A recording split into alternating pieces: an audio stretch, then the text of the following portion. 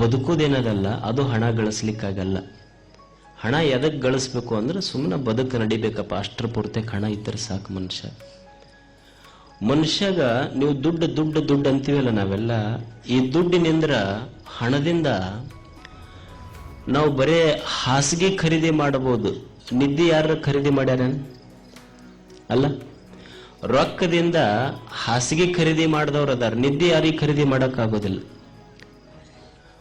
ರೊಕ್ಕದಿಂದ ಪುಸ್ತಕ ಖರೀದಿ ಮಾಡಿದವ್ರು ಅದಾರ, ಜ್ಞಾನ ಯಾರಿಗಾರೆ ಖರೀದಿ ಮಾಡೋಕ್ಕಾಗತ್ತೆ? ಸಾಧ್ಯ ಇಲ್ಲ.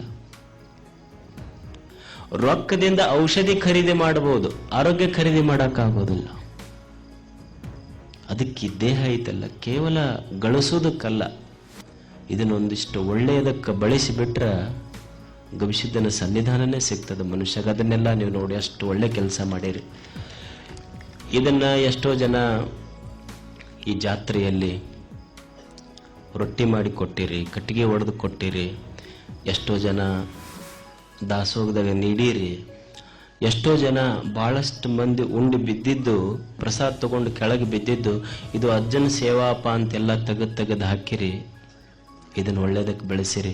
ಇದಕ್ಕಿಂತ ಜಾಸ್ತಿ ಮಂದಿ ಸುಮ್ಮನೆ ಆರಾಮಾಗಿ ಉಂಡು ಹೊರಗೆ ಬಂದಿರಿ. ಮತ್ತು ಬೇರೆ ನಾ ಹೇಳೋದು,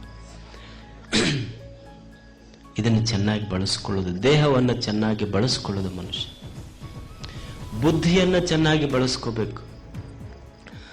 ಇವತ್ತಿನ ಎಲ್ಲ ಆವಿಷ್ಕಾರಗಳದಾವಲ್ಲ, ನಾವೆಲ್ಲ ಇವತ್ತು ತಂತ್ರಜ್ಞಾನ ಅಂತ ಏನು ಹೇಳ್ತೀವಿ, ಇಂಟರ್ನೆಟ್ ಅಂತ ನಾವೆಲ್ಲ ಏನು ಹೇಳ್ತೀವಿ, ಇದೆಲ್ಲ ಮನುಷ್ಯನ ಬುದ್ಧಿಯ ಆವಿಷ್ಕಾರ. ಇವತ್ತು ಜಗತ್ತಿನ ಶ್ರೇಷ್ಠವಾದಂಥ ಇವತ್ತು ತಾಜ್ ಮಹಲ್, ಗೋಲ್ ಗುಮ್ಟ, ಚೈನಾ ವಾಲ್ ಇರಬಹುದು, ಈಜಿಪ್ತಿನ ಪಿರಾಮಿಡ್ಗಳಿರಬಹುದು, ಇವೆಲ್ಲ they are all incarnation of beautiful minds. ಇವೆಲ್ಲ ಒಳ್ಳೆಯ ಬುದ್ಧಿಯ ಮನಸ್ಸಿನ ಆವಿಷ್ಕಾರಗಳಿವೆಲ್ಲ. ಮನುಷ್ಯ ಬುದ್ಧಿ ಇದ್ರನ್ನ ಇವೆಲ್ಲ ಡಿಸೈನ್ ಮಾಡಲಿಕ್ಕೆ ಸಾಧ್ಯ ಇದೆ. ಇವತ್ತು ನಾವೆಲ್ಲ ಹೇಳ್ತಾ ಇದ್ನಲ್ಲಿ, ಈ ಇಂಟರ್ನೆಟ್ ಬಗ್ಗೆ ಮಾತಾಡ್ತೇವೆ, ಇದು ಮನುಷ್ಯನ ಅತ್ಯಂತ ಬುದ್ಧಿಯ ಶ್ರೇಷ್ಠ ಆವಿಷ್ಕಾರ.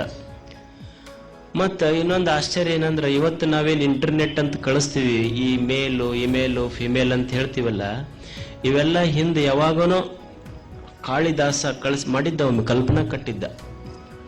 ಇವತ್ತು ಹಿಂದೆ ಕಾಳಿದಾಸ ಮೇಘದೂತ ಅಂತ ಒಂದು ಕಾವ್ಯ ಬರೆದ. ಆ ಮೇಘದೂತದಲ್ಲಿ ಏನು ಮಾಡ್ದ ಅಂದ್ರೆ, ಮೇಘಗಳ ಮುಖಾಂತರವಾಗಿ, ಮೋಡಗಳ ಮುಖಾಂತರವಾಗಿ ತನ್ನ ಪ್ರಿಯತಮೆಗೆ ಆತ ಪ್ರೇಮ ಸಂದೇಶವನ್ನು ಕಳಿಸ್ತಾ ಇದ್ನಂತ. ಈಗ ನೀವು ಇವಾಗೆಲ್ಲ ಮೊಬೈಲ್ನ ಕಳಿಸ್ತಿರಲ್ಲ ಹುಡುಗರು, SMS ಕಳಿಸಿ ಮಿಸ್ಸಿಂಗ್ ಯು ಲಾಟ್ ಅಂತ ಕಳಿಸ್ತಿರ್ತಿರಲ್ಲ, ಅವಾಗ ಮಾಡಿದ್ದವ ಕಾಳಿದಾಸ. ಇದೇನು ಹೊಸ ಕಲ್ಪನಾ ಅಲ್ಲ ಅಂತ. ಮನುಷ್ಯನ ಬುದ್ಧಿಯ ಆವಿಷ್ಕಾರ ಎಷ್ಟು ಅದ್ಭುತವಾಗಿದೆ ಅಂದ್ರೆ, ನಿಮಗೊಂದು ಘಟನೆ ಹೇಳ್ತೇನೆ ನಾನು.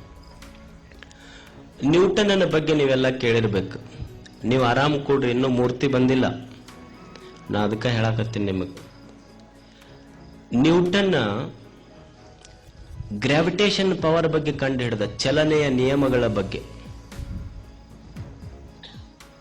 ಅವ ಒಂದ್ ದಿವಸ ಒಂದು ಸೇಬು ಹಣ್ಣಿನ ಗಿಡದ ಬುಡಕ್ ಕುಂತಿದ್ದ. ಮ್ಯಾಲಿಂದ ಒಂದು ಹಣ್ಣು ಕೆಳಗೆ ಬಿತ್ತಂತ. ಬಿದ್ದು ಕೂಡಲೇ ಅವನಿಗೆ ಆಶ್ಚರ್ಯ ಆಯ್ತು. ಅವ ಅದನ್ನು ತಗೊಂಡ ಜನರ ಹತ್ರ ಹೋದ್ನಂತ. ಅಲ್ಲ, ಈ ಗಿಡದಂದ ಹಣ್ಣು ಕೆಳಗೆ ಯಾಕೆ ಬಿತ್ತು ಅಂತಂದವ. ಅವ್ರ ಸ್ನೇಹಿತರಂದು ಹುಚ್ಚಿಡ್ದ ಇದಕ್ಕೆ ಕೋಡಿಗೆ, ಮತ್ತು ಹಣ್ಣು ಗಿಡದಂದ ಕೆಳಗೆ ಬೀಳಿಲಾರ್ದ ಇನ್ನು ಮ್ಯಾಲೆ ಹೋಗಕ ಅದು ಅಂತಂದ. ಅವನು ಅದನ್ನ ಅಂತ ನ್ಯೂಟನ್ ಅಂದ, why it should fall on the ground, why it should not fly into the sky. ನಾನು ಅದನ್ನ ಕೇಳಕತ್ತೀನಿ, ನಿಮಗೆ ಸೇಬು ಹಣ್ಣ ಕೆಳಗ ಯಾಕೆ ಬಿತ್ತು, ಮ್ಯಾಲೆ ಯಾಕೆ ಹೋಗ್ಲಿಲ್ಲ ಅಂತ.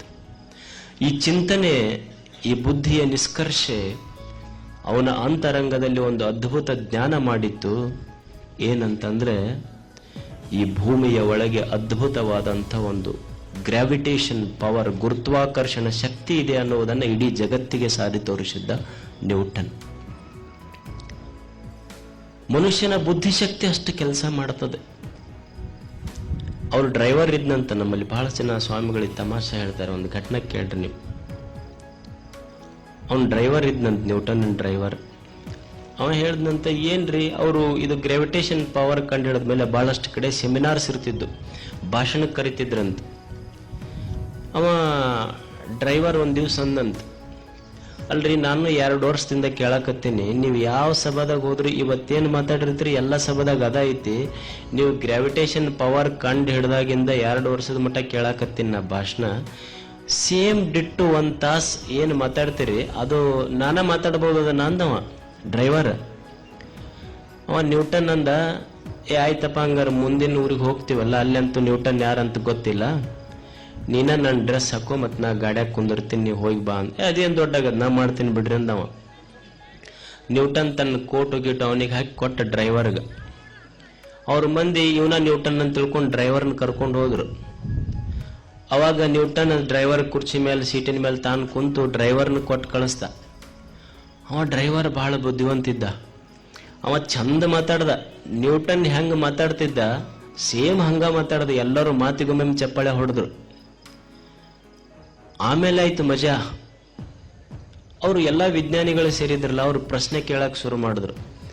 ಹೌ ಇಟ್ ಹ್ಯಾಪನ್, ಇದು ಹೆಂಗಾತು, ಇದು ಏನು, ಇದು ಹೆಂಗಾತು. ಅವನಿಗೆ ಬಂತಲ್ಲಿ ಮುಸ್ಕಿಲ್ಲ. ಅವ ಅಂದ, ಇಷ್ಟಿಷ್ಟು ಸಣ್ಣ ಪ್ರಶ್ನೆಗಳಿಗೆಲ್ಲ ನಾ ಯಾಕೆ ನಮ್ಮ ಡ್ರೈವರ್ ಉತ್ತರ ಹೇಳ್ತಾನೆ ಅಷ್ಟಕ್ಕಂದವ.